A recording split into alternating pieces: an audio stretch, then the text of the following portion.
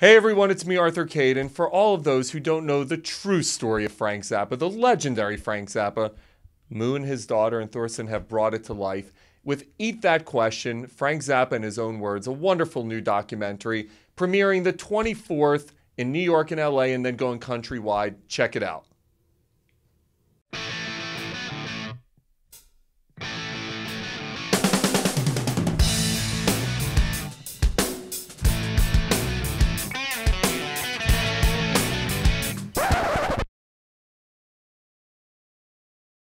Hey everyone, it's me, Arthur Kade. All right, Thorsten and Moon, I was watching your documentary last night. It's his documentary about my father. Oh, well, yes. I mean, we could, I guess, say that. But in Germany we share, you know? In Germany, I like that. I really enjoyed it because growing up, I was a 80s child, but I remember Frank Zappa. I remember like the Frank Zappa, legend, and to actually see the story told was pretty cool. So I want to ask you first, why did you make this movie? It had to be made, because it didn't exist. And I was working on it for almost 8 years, when I first got hold of the footage some of the footage that is in the film, it was so evident for me that the story of Frank hasn't been told to the fullest, and there's so many misconceptions about him that we wanted to clear up a bit. And I think this is our contribution to that in a sense. What was Frank like as a father? It's such a fascinating dynamic to see him on film and to see so much of his personal life revealed. What was he like in real life? Well, I think when you see those really challenging interviews where he's kind of being attacked, if you imagine a gaggle of children around him, he was that level-headed and calm and kind and sweet. He never raised his voice. He was just like Spock and Jesus combined. He was able to just, yes. The greatest combination of two people I think I've ever heard in any interview. I'm Spock and Jesus.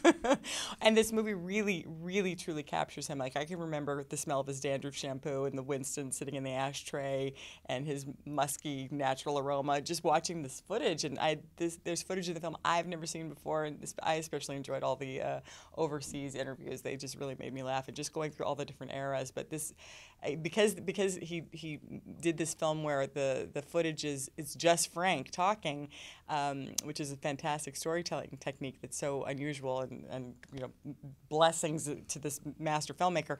But because it allows the individual to interface with Frank and come to their own conclusions about him, and so there's no filter, there's no other person kind of giving you their take on him. It's just Frank, so you get to experience what your impact is, the impact directly on you, which I love about this movie. How challenging is that for you? Because it's one thing when you have 30 talking heads that you can throw into a film and really create the voice you want to create. But here you're using actual footage of a person speaking and creating his own voice. How challenging is that? Very, very challenging. Thank you for the question, because yes, it was a conscious decision that we want to leave out all of the rest. We wanted to go away from the formulaic, stereotypical music documentary and only bring out the maximum of this footage. But we were not certain at the beginning if it really would work out. Sometimes you have a vision and then you have to see if the thing can walk in the end. So it was a challenge, but I think it is also working out so well because Frank is such a beautiful storyteller and he's such a deep, intellectual, rich person, entertaining person. You would not have been able to do that with any kind of artist. So. I think that's one of the reasons why it worked well, and also for us, as Moon said previously, the main purpose was, to bring him to the maximum to the forefront, to give him the maximum of speaking time, talking length in there, and also make the material flourish, because many times we don't see that much of archive in documentaries because it's so expensive also. And as he was whittling this down, I mean, the story he stayed true to is the story of somebody pursuing a dream against all obstacles. That's what I was going to get to. And that's an amazing story, and that's a really human story. So I think even if you're not a fan, that you'll connect with, and it'll be inspiring for, I think, anyone to see somebody just trying to stay the course. Like, I'm getting goosebumps just thinking about it. It's funny you mentioned that because obviously he was a successful musician, incredible artist, but you're right. we see a guy who never lost the core of who he was. Even to the end, he's a guy who almost had this mentality of a starving artist. So how much do you think that factored into his success, that hunger that he never let go of? I don't know if he ever felt he was a success. Fascinating. I think you totally nailed it with that starving artist mentality. I think he was truly a spokesperson for the underdog, and he just was of the people. I don't think he felt like he ever crossed over. I also think there's a big frustration to always be mistaken for something else, you know. And I mean the consistent recurring position of his to say, I'm a composer, you know, I'm none of the above that you label me with, you know. I want to be seen and perceived as a composer. I mean, this runs through his whole career, and it must be pretty frustrating, you know, if they label you with all sorts of other things. You get that vibe from him. He was anti-establishment. He was anti-commercial, and yet he ended up almost becoming labeled commercial, but you can tell there was almost like this disdain inside of him for it. Could you feel that when you're growing up around that? Could you feel that he was anti-commercial? Yeah, I always wonder what he would have been like if he actually achieved the successes that he might have defined as success. And I wonder what he would have been like if he thought he was an attractive person. Because if he could accomplish this much, feeling like he was not successful and he was not attractive, good Lord!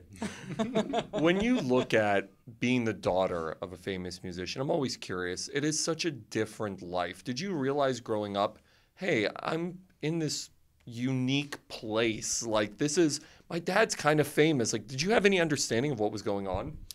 Oh, I definitely did. I was having to hold many realities, and it's very complicated. It's one thing when you're the kid of a celebrity. It's another when you're the kid of somebody whose work is really important cultural work. He's a cultural icon. And that he was a political person. I more felt like I was the Kennedys 2.0. It was more that I felt the responsibility of championing the First Amendment as a young person. Do you know what I mean? So it was. I just felt that the weight of how important he was to so many people. So. And that's different than being the kid of somebody who's just famous for being famous. Very different. Not like a Northwest situation. Yeah, and you know the thing is I did not want to be in the public's eye. That was mortifying to me to be that exposed to have done a song with him and then be in front of cameras with teenage cystic acne. I was like, why? It was just way too much stimulus for me. I just was like, oh, John Hughes movies. How do you? Can't we just sit at a dinner table like a normal family? I was definitely the Alex P. Keaton of my family. Thurston, you probably go in with a certain perception of who you expect Frank Zappa to be. You're probably going through all this footage. You're trying to figure out how you're going to structure this movie. What perception did you go in with, and then what did you leave with? Look, I have to say that I am aware of Frank Zappa as an artist already for a very long time. You know, I came across his music at the age of 12, and I, always was very much fond of his music and him as a composer. So I'm pretty well aware and was well aware of the person that he was. But what I discovered in the materials, was the consistency and the outspokenness and the straightforwardness and this straightness all through his career. This is something that you can discover. This incorruptible character. The word is incorruptible character that he was. This is what I discovered. You walk in with a certain perception. You're going through all this footage, and you probably walk in with a certain perception. What was the difference between what you walked in with to what you left with?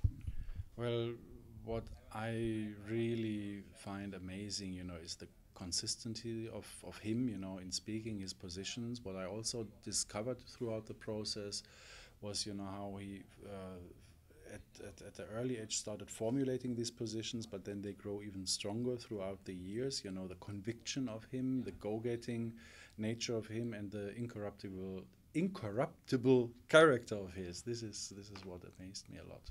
When you see this final product, what are your thoughts? You're watching this. What are your thoughts? Well, again, he speaks to the incorruptible character. I just think that's such an important role model. I think we need more role models like that, and to be on the lookout for more Frank Zappas in music and comedy and science fiction and in science and in politics. We need to find that in ourselves and be level-headed and reasonable and rational and make good decisions. We're here to live and to flourish and to help one another. And I think it was just great to be reminded of that's the dad I grew up with, and this film shows that to the world. And I hope that everybody gets a little piece of him and can light their own candle with this story. If there was one artist today that you think Frank Zappa would have loved, who would that artist be? Justin Timberlake. Really? I do think so. That's such a. I would have never.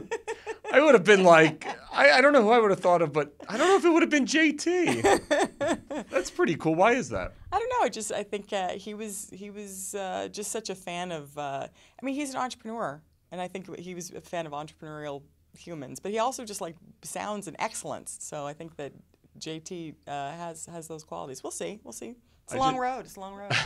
I just had Ray Cyrus in here a couple weeks ago, and he was talking about how when he was raising Miley, how he had, these famous country stars literally in his basement, and they would just be hanging out. Did you have any crazy stories like that? Like, are you growing up and, hey, Mick Jagger's in my freaking basement at the moment? Yes. Yes, I do have stories like that. Yes, we had a groupie that was moved in when I was about 5. That was awkward. That was awkward at the dinner table. Oh, my God. I'll leave it at that. Any fun artists that ended up hanging out? Yeah, but they were just my dad's weird friends. Like Bob Dylan stopped by, Eddie Van Halen. The captain story on the phone that I like that. Oh, so Captain Beefheart came to the house once, and he'd had a freshly like a tunneled hole in his nose that he'd done with a sharpened pencil, and he just made his nose into a whistle, and so he was coming to demonstrate the instrument he just made with his face, and I was like, ugh, Dad. And your friends that are so weird. Do you ever look back? Like, I would sit and look back and be like, wow, that was my life. Like, I experienced, like Bob Dylan. Like, how many people get to be in the presence of Bob Dylan, let alone he's, like, in your basement? Like, do you ever look back and you're like, I was kind of spoiled a little bit in terms of these are these life experiences I had. Well, I'm writing a book about it, so you can there come on. She's like, I got to keep all the stories back for the book. Guys, congratulations. I really, really enjoyed this movie. Again, it was such a unique look into a unique character. They kind of broke the mold when they made your dad. I mean, there wasn't, there's rock stars, there's activists.